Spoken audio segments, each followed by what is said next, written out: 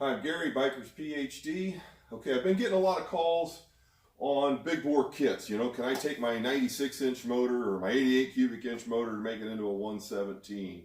So I want to answer some questions on that, the calls I've been getting out. We're going to talk about the big bore kits. You know, what you need to know if you want to make your engine into a bigger bore, more cubic inch engine, okay? So there's a lot of misconceptions. These cases here are stock Harley cases.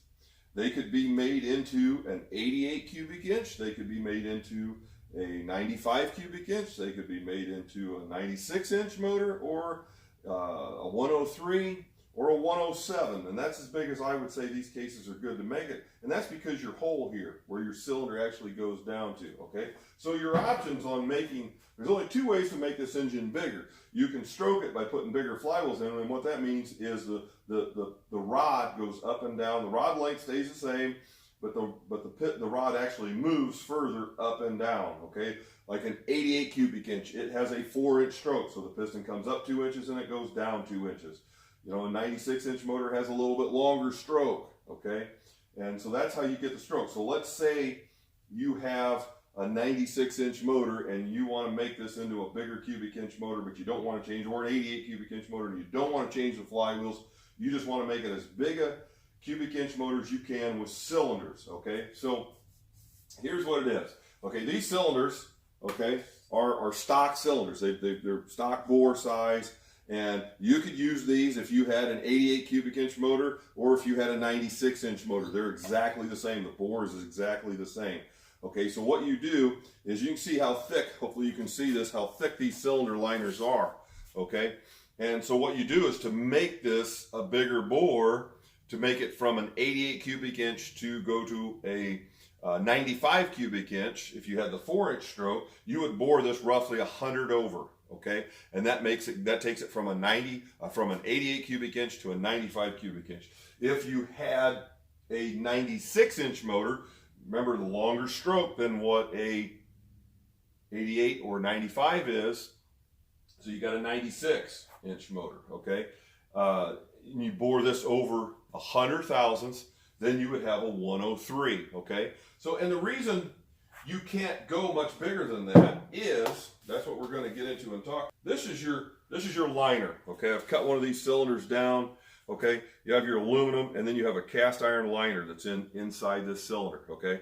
Now this one's been bored over. This would be the correct bore for either a 95 cubic inch if you were running the 4-inch flywheels, or a 103 if you originally had a 96-inch motor, okay, because that's a longer stroke. But you can see how thin this is getting.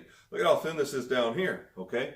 So if you bored this out to be a 107 or a 110, which guys are doing, they'll bore these out. This is so paper thin that anything that you gained in cubic inch, you've completely lost in first off, reliability.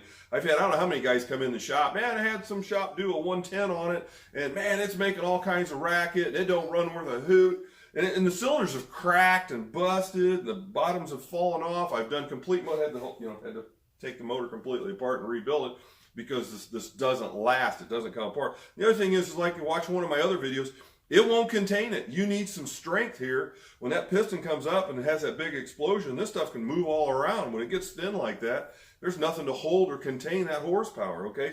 So this would be a liner that you would use. This would be the size if you did a 103 or a 95-inch motor. And that's why it's very important. I did some other videos on torque plates and stuff like that. It's very important to get this true and round so it seals up and it holds and contains that horsepower. A 95-inch motor and a 103 motor is good. I mean, there's nothing wrong with taking your stock cylinders and making it into a 103 or a 90, taking an 88 and turning it into a 95. This works good. This is fine, but you don't want to go any thinner than this, okay? See, this doesn't fit. If you, I don't know if this will fit on here. Try this, so. Let's see that liner, you've only got so much room. This can only be so big, all right? Because it's only going to fit. It's got to fit down in your sleeve, the bottom part of your cylinder, whatever you want to call it, your sleeve here, bottom skirt. It has to fit down inside that hole. It's just barely going to fit. So it's to do a 110. There's no metal left. Okay. Now there are companies that make cylinders. There's a lot of different ones. Most of them are making this, making a cylinder, and I don't have one here to show you because I don't like them. But this here, this is made by Revolution Performance, okay? And this is a 107, okay? It still fits. If you put this on the hole here, it still fit inside your cases. Well, actually this one, well, whatever, I'm probably putting it in the wrong hole. This would fit inside the cases because your spigot's still the size, okay? So, but this is aluminum. You can see how much thicker it is. And the other thing is this is nickel sealed. Nickel seal is about, I've been told, about 10 times stronger than what this liner is. It's all the new cars are using it because it is so hard, okay?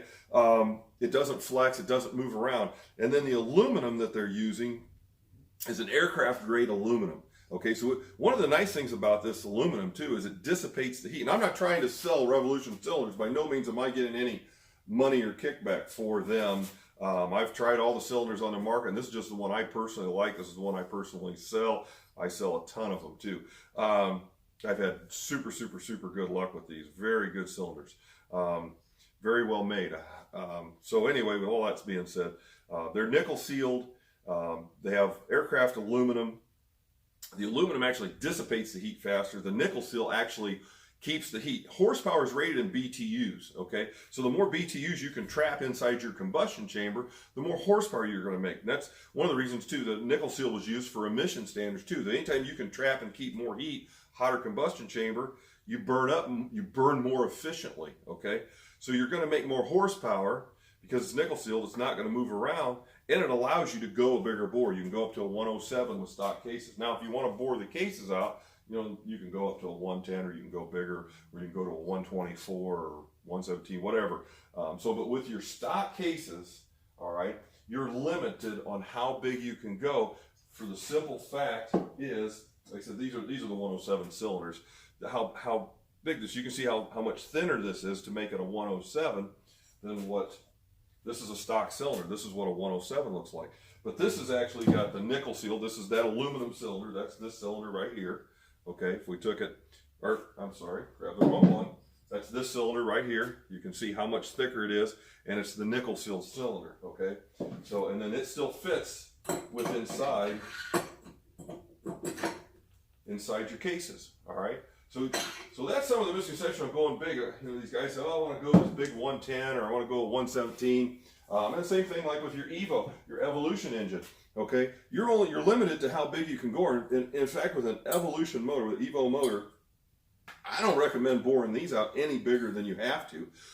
You can make great horsepower with an Evo motor without making the big bore. You know, you'd stroke them first, but if you really want to go big cubic inches, but you can make an 80 cubic inch Evo motor run fantastic. There's some tricks to do to the head with the combustion chamber, some other things to do. But you want to be able to contain that horsepower. So I don't recommend going any bigger, but they're limited too, just the same way. The hole in the case is only so big, and it's only going to fit in here. So you keep boring this out, and you know, if I cut this in half, you can see how thin it is. So anyway, I hope this answered some questions. If you guys got some other questions or whatever, you'd like me to do a video on something, I definitely up to getting some ideas on trying to answer some questions. So anyway, hit that subscribe button. Thanks for watching. God bless. Have a great day.